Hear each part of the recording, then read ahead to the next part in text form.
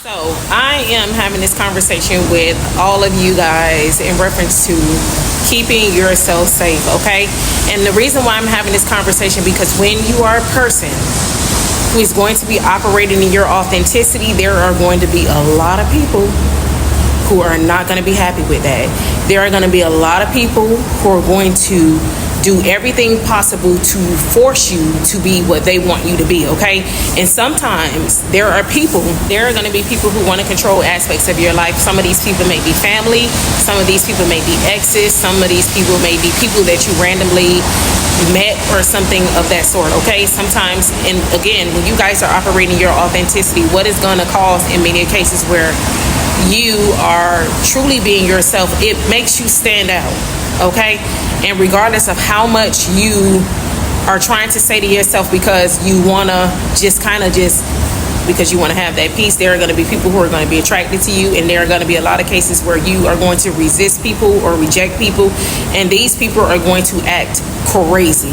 Do you understand me? So you must know that when you are a person that is operating in your authenticity, there is no way possible that you can avoid certain aspects of people. And a lot of times when you are authentic, you will attract a lot of people such as narcissists.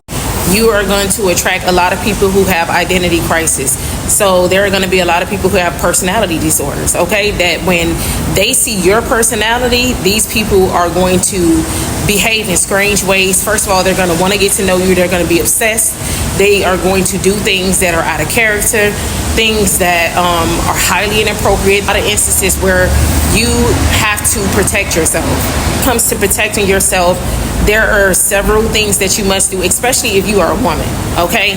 When you are a woman, you need to be very mindful of how you protect yourself, because there are a lot of men that can be really aggressive towards women. There are men who don't know how to handle rejection.